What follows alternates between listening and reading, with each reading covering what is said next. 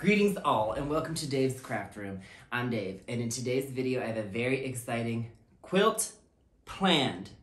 Not really planned per se, but more so just the idea. What I have before me here is a stack of upholstery fabric samples from the 70s. You can tell they're from the 70s because look how ugly they are. Could you imagine this for your couch? No, thank you.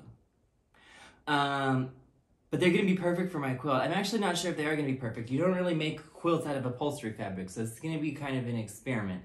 While we're at it with the experimentation, we are going to be doing some collage raw edge applique. This is not a technique that I'm very familiar with, although I know how to do it, and I did it yesterday.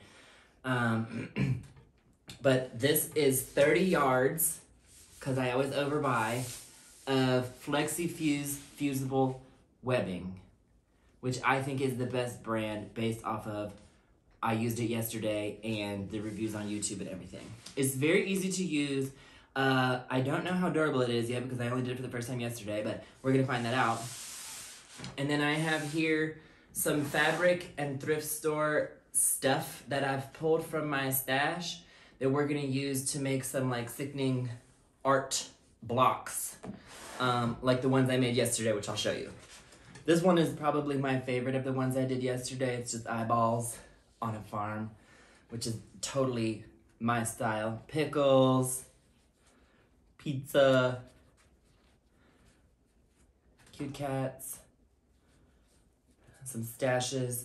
And you can see on the blocks that they were like, bound in like a book because see the holes, and then this is glue, so I might end up cutting this off. I've only trimmed some where I felt that it was like fraying so much that I just had to trim it, but the rest I've left because I want them as big as possible.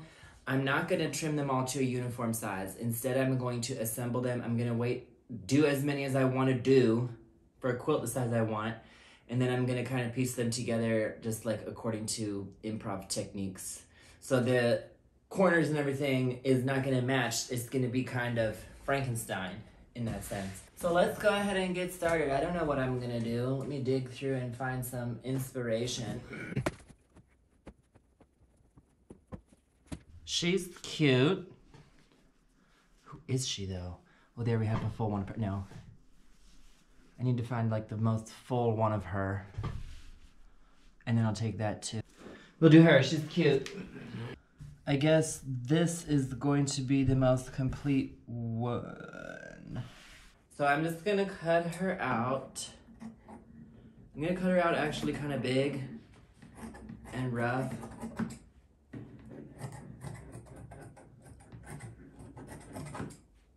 Let's get this too. Oh, I just realized it's like gold. You can see the gold on it. Dull scissors! No! So I don't, if you're new here, I don't really have too specific of a plan. I have more of an idea, and then I kind of plan it as I go. So I have a vision in my head, and I'm just trying to accomplish the vision. Now let's see where she's gonna look good. No. Well, actually, maybe. Oh, geez, this is a million decisions.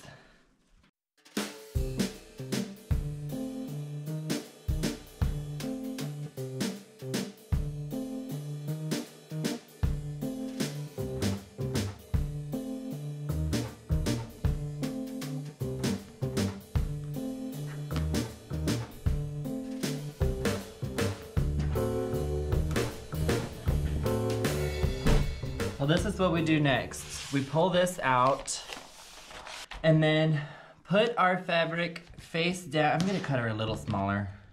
No, actually I won't. Put her down, where's my pencil? Trace around it. This is the paper side, by the way. This is the paper side of the webbing. The other side is the glue side. That's why we're face down, so that we're gonna glue it, we're gonna iron it on like this to the back. So that's why I measure it face down. Cut inside the line. I tried to cut her out with enough slack that when I cut inside this line, it's gonna measure to ever so slightly smaller. I want it to be slightly smaller than what I cut out, because that way I won't iron on the glue onto my ironing surface, which I did many times yesterday. This does not have to be perfect, it has to be close enough, because once we iron this on, then I'm going to cut it out perfect.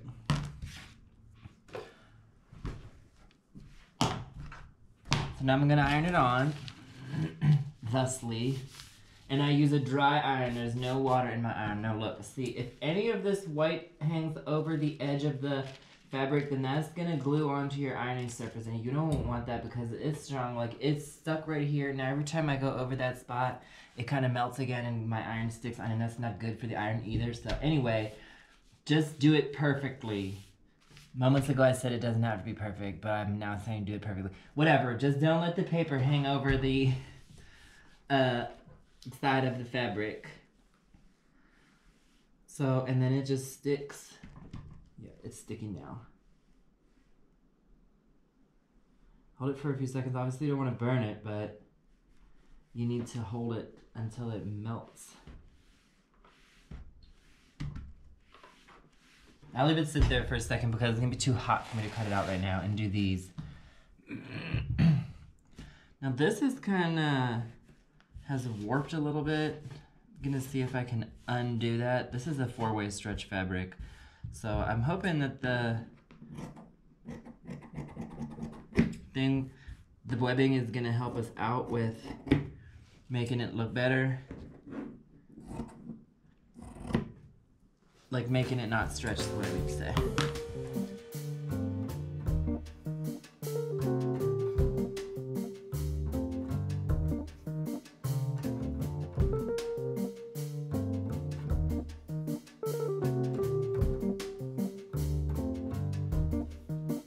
So that's still hot. We can cut her out. So with the paper on, I'm now going to cut around her, trying to keep, oh, I gotta get a better pair of scissors. That's better.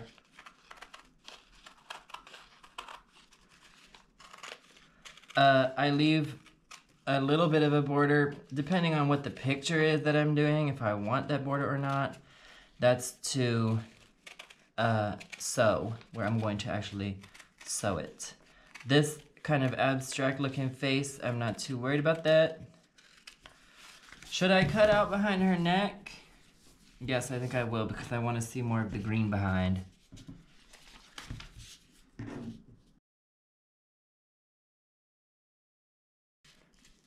Now I'm going to peel this paper off on her head.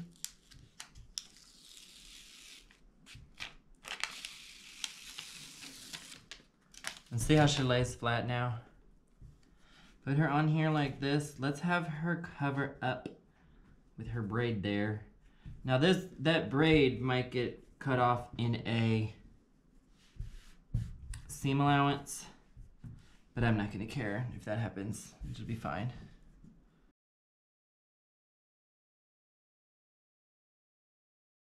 I just realized these are fabric scissors and you are cutting through paper.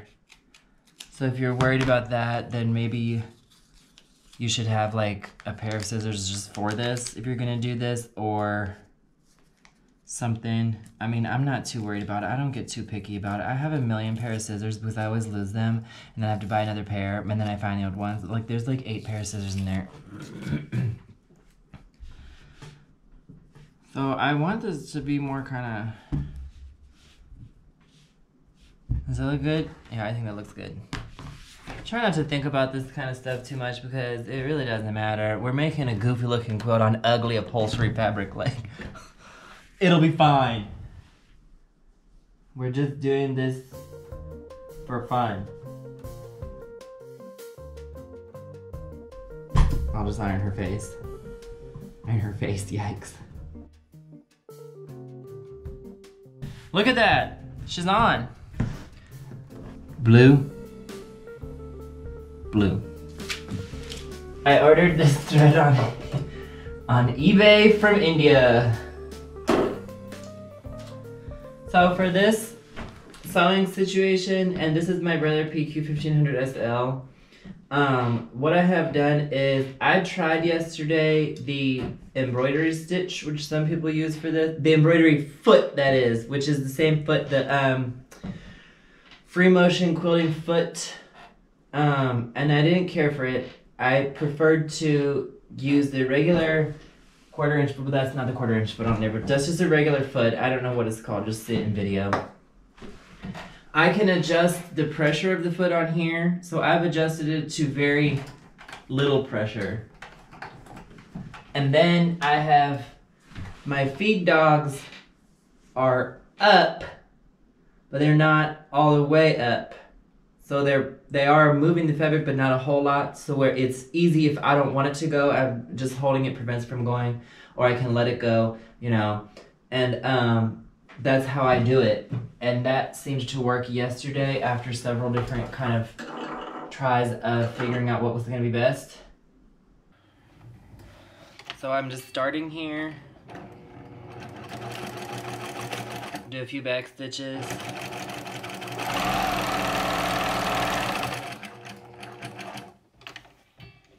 We're just going around it, just like that.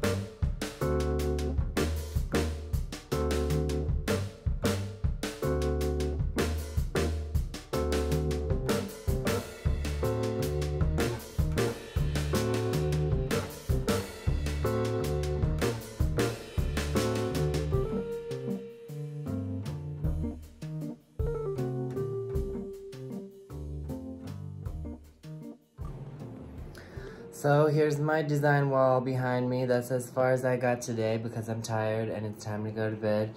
My craft room is a disaster. So we're back. It's a few days later and I have finished all of the blocks.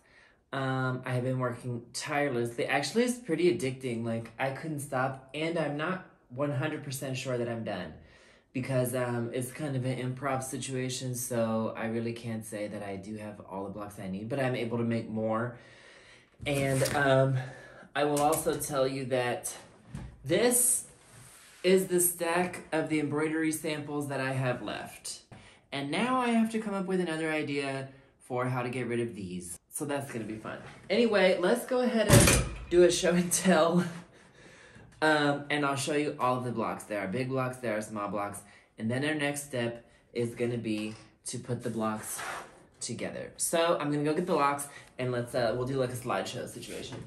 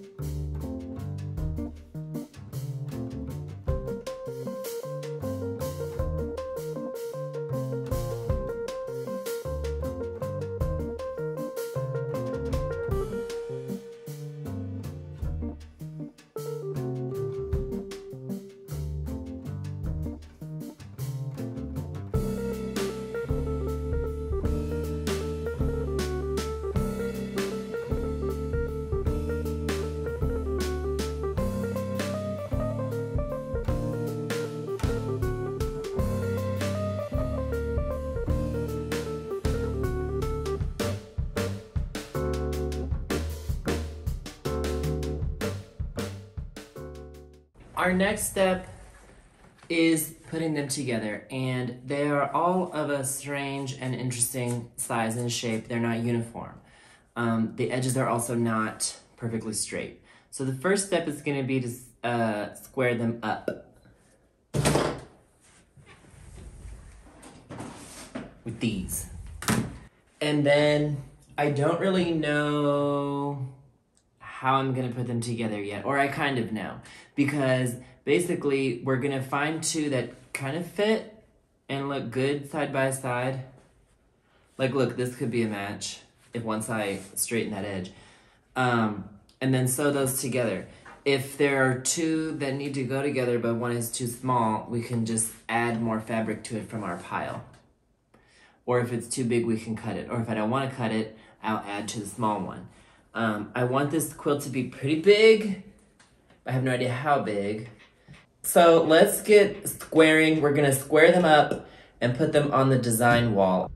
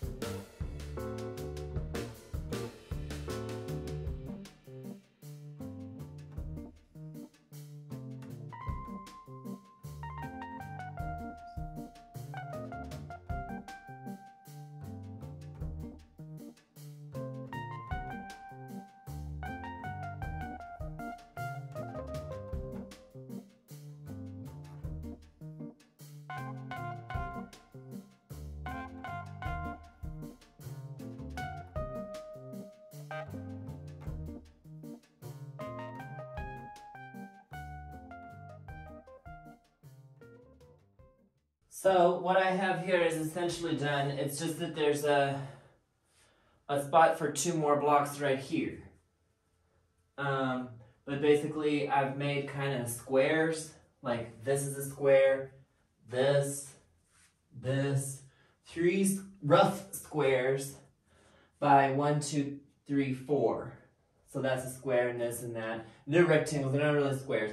But they're gonna go together. Once they're together, they're gonna be perfect. And then those are gonna go together perfect as well. All we need to do is come up with two more blocks for here, which I can whip up real quick. And then we'll be great, we'll be golden. We're gonna piece it together.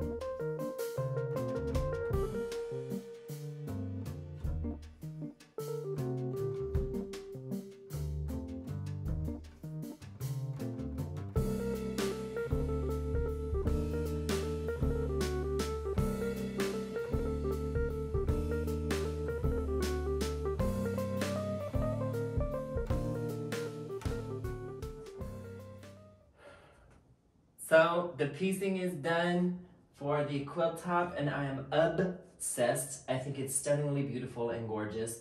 It's extremely busy, like a lot of my quilts are. And it is now time to quilt it. The final dimensions is 65 inches by 80. Let's quilt it. I don't know how I'm gonna quilt it yet. I'm gonna figure it out in the moment. I'm gonna use a flannel backing.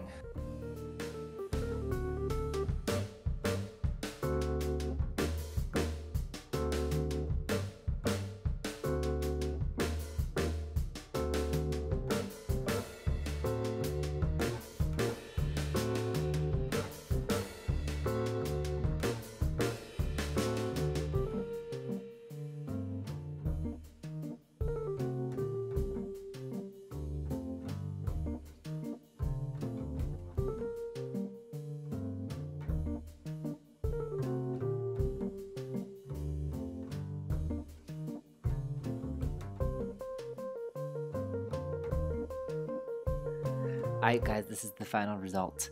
I call this quilt half of one, 6 dozen of the other. As for the scientifical experiment, I would say it was a huge success because I love the effect of the raw edge applique, and the upholstery fabric also worked out very well.